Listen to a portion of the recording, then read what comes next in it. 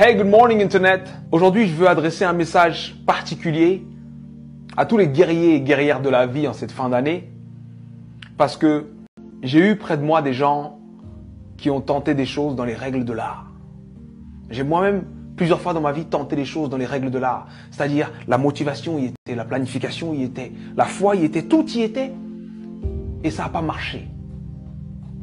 Et ça arrive. Des fois, ça arrive même que tu sais que ça va marcher, tu fais tout pour que ça marche, mais d'autres choses que tu croyais là s'effondrent. Des imprévus de la vie arrivent en angle mort et boum!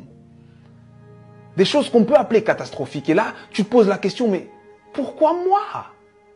Pourquoi c'est aussi dur pour moi? Pourquoi ça m'arrive à moi? Si tu es de ceux qui se posent cette question, il faut que je te raconte l'histoire d'un homme. Cet homme est né en 1809. En 1816, à 7 ans, forcé à travailler parce qu'on est en train d'expulser sa famille. En 1818, il perd sa mère. En 1828, il perd sa sœur. En 1831, il lance son premier business et il fait faillite. En 1832, il se présente aux élections législatives. Il perd. En 1833, il emprunte de nouveau de l'argent pour créer un business qu'il lance et qui fait faillite encore. En 1835, il rencontre une femme merveilleuse, il tombe amoureux d'elle, il se fiance et elle meurt.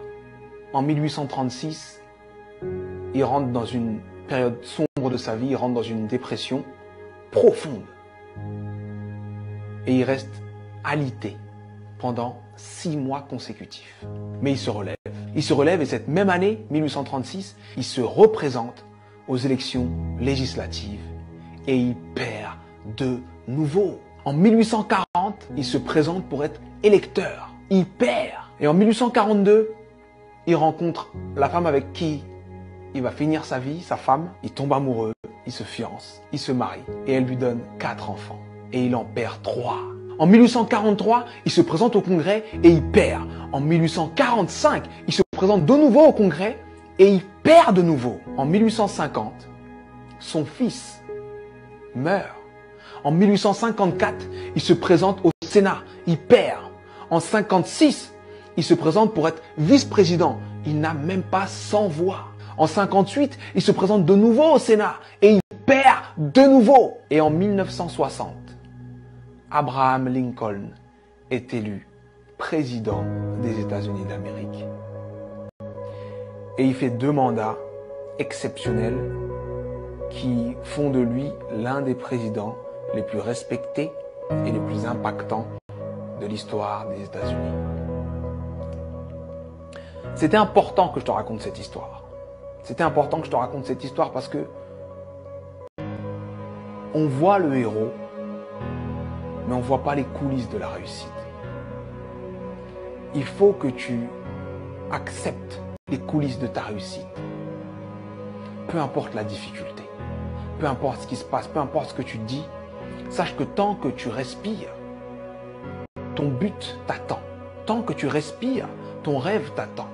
Et je vais te dire une chose que je veux que tu gardes dans ta tête et dans ton cœur le plus longtemps possible et que tu te répètes le plus souvent possible. Les épreuves que tu trouves sur ton parcours sont adaptées à ton potentiel.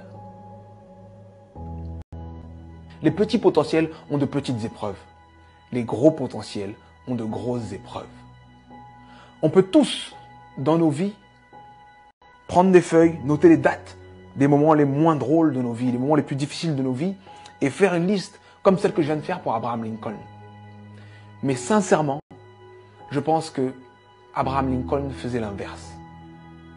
Pour avancer dans les coulisses de la réussite, pour avancer face à toutes ces épreuves, il faut se focaliser sur ce qu'il y a de bon, de positif et ce qui nous donne envie d'avancer. Donc, je sais que ça peut être dur d'être au cœur de la tourmente, ça peut être dur de perdre des gens, de faire face à l'échec encore et encore et encore. Mais, concentre-toi sur ce que tu es en train d'essayer d'accomplir et accomplis-le. Et je peux te garantir que parce que tu es passé par là, tu as changé l'ampleur, le sens et le goût de ta réussite.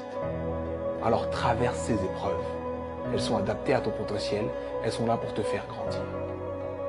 C'était Sudei,